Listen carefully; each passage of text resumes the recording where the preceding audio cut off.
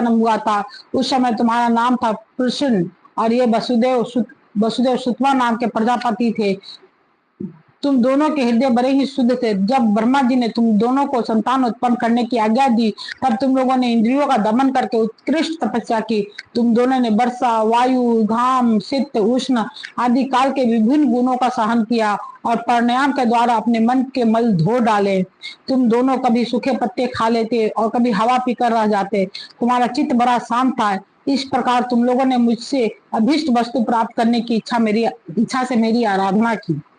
मुझ में चित लगाकर ऐसा परम दुष्कर और घोर तप करते करते देवताओं के 12,000 वर्ष बीत गए।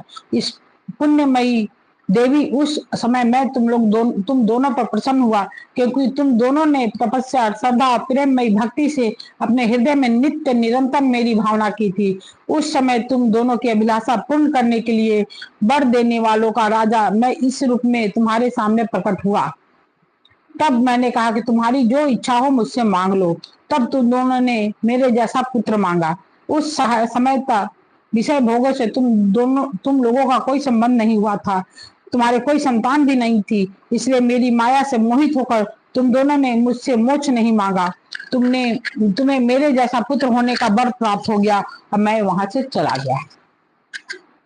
जब सफल मनोरथ होकर तुम लोग विश्व का भोग करने लगे, मैंने देखा कि संसार में शील, स्वभाव, उदारता तथा अन्य गुणों से मेरा जैसा दूसरा कोई नहीं है, इसलिए मैं ही तुम दोनों का पुत्र हुआ। उस समय मैं कृष्ण गर्भ नाम से विख्यात हुआ।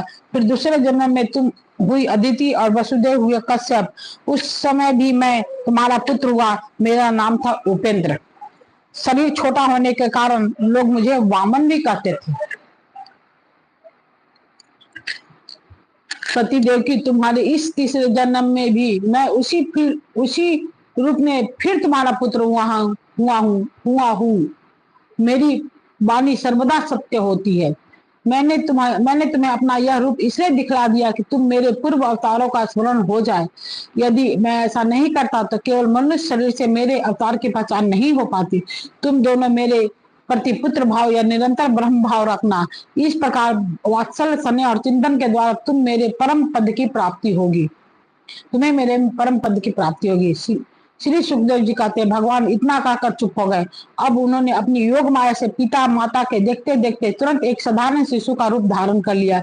तब वसुदेव जी ने भगवान की प्रेरणा से अपने पुत्र को लेकर सूतिका गृह से बाहर निकलने की इच्छा की। उसी समय नंद पत्नी यशोदा के गर्भ से उस योग माया का जन्म हुआ, जो भगवान की शक्ति होने के कारण उनके समान ही जन्म रहित है। इसी योग माया ने द्वारपाल और पूर्ववासियों की समस्त इंद्रिय वृत्तियों की चेतना हर ली। वे सब के सब अचेत होकर सो गए। बंदीगृह के सभी दरवाजे बंद थे। उनमें बड़े बड़े किवाड़, लोहे की जंजीरें और ताले जड़े हुए थे। उनके बाहर जाना बड़ा ही कठिन था, परंतु वासुदेव जी भगवान श्री कृष्ण को गोद में लेकर जय ही उनके निकट पहुंचे त्यों ये सब दरवाजे अपने आप खुल गए। ठीक वैसे ही जैसे सूर्योदय होते ही अंधकार दूर हो जाता, उस समय बादल धीरे धीरे गरज कर जल की फुहारे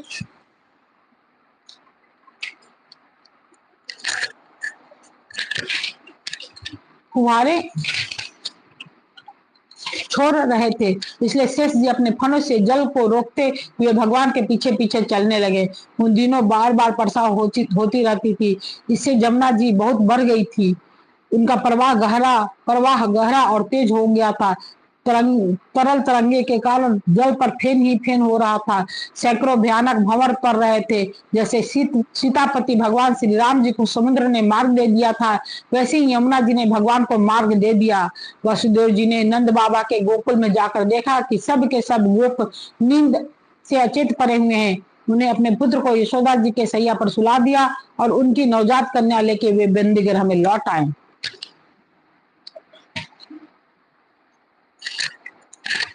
जेल में पहुंचकर वसुदेव जी ने उस कन्या को देवकी की सैया पर सुला दिया और अपने पैरों में बेरिया डाल ली तथा पहले की तरह वे बंदीगृह में बंद हो गए। उधर नंद पत्नी यशोदा जी को इतना तो मालूम हुआ कि कोई संतान हुई है, परंतु वे ये नहीं जान सकी कि पुत्र है या पुत्री, क्योंकि एक तो उन्हें बड़ा परिश्रम हुआ था, दूसरे योग माया ने उन्हें अचेत कर दिया था। इति श्रीमद्भागवते महापुराणे परमहंस्याम संहितायां 10 स्कंदे पूर्वाधे कृष्ण जनामी तृतीयो अध्याय। कृष्ण जी का जन्म